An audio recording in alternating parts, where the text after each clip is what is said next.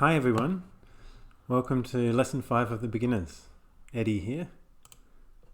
So last week we looked at the one no trump opening bid, and this week we're going to look at what's called a contested auction. So that's an auction where both sides are bidding. The first few lessons we looked at some very contrived situations where just one side was bidding.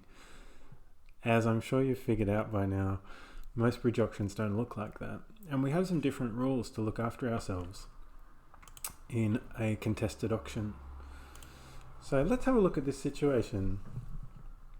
You've got the east cards here, and your right-hand opponent's open to bidding one diamond.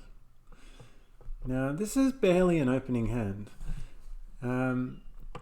But you're not an opener here. In fact, we give you a different name. You're in an overcalling position. That means if you make a bid now of a suit, you're showing partner an overcall rather than an opening hand. An overcalling hand doesn't need opening points, 12 or more points. An overcalling hand needs about 8 or more points and a good 5-card suit. And here you certainly have that.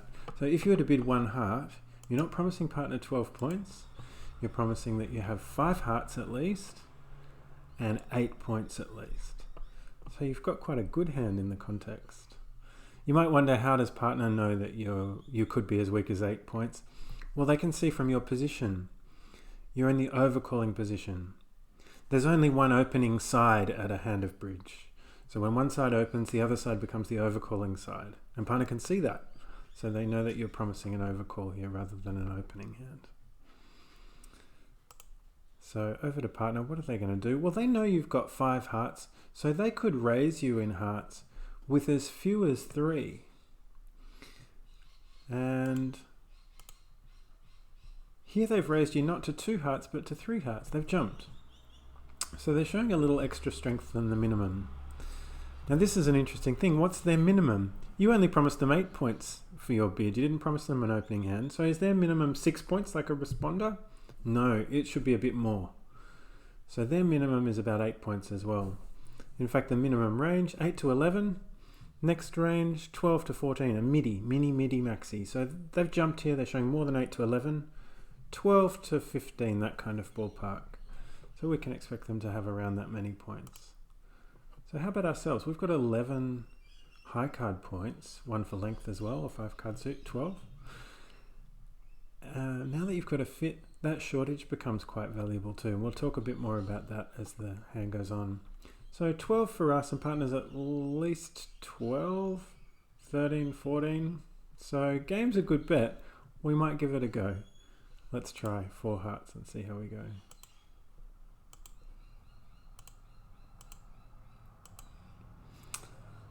Okay, opening lead.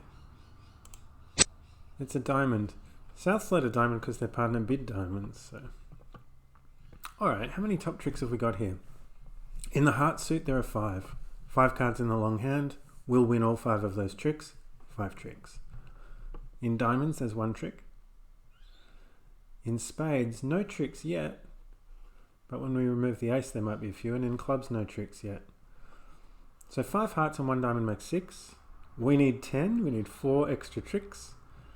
And spades will provide a few of them. When we remove the ace of spades, we'll have 3 tricks to come. 4 cards in our long hand.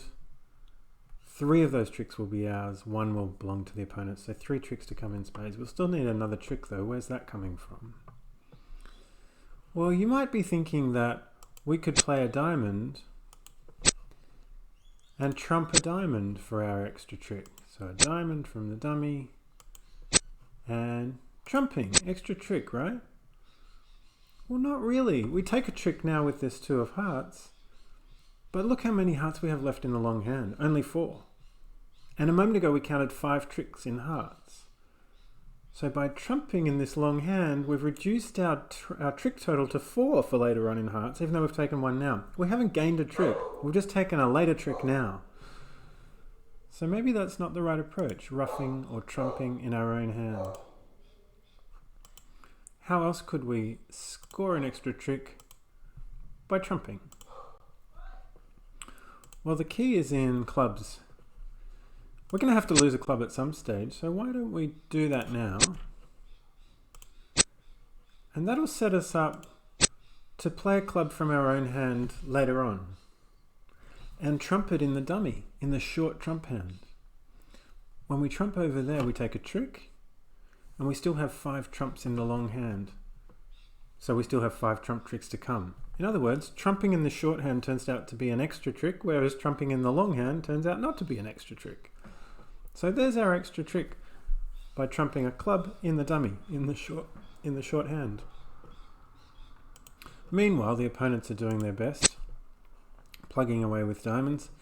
Now we could trump this low, or if you remember the auction, you might recall that North opened the bidding with 1 diamond.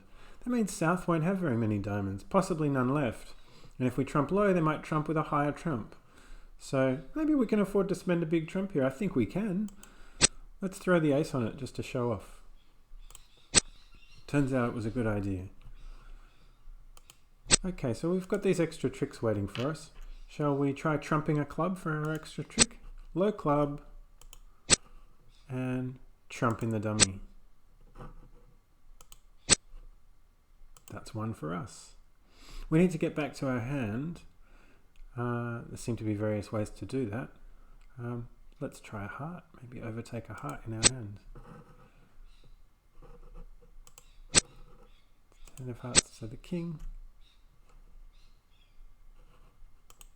Everybody followed to the first round of hearts. That's great, they're not breaking 5-0.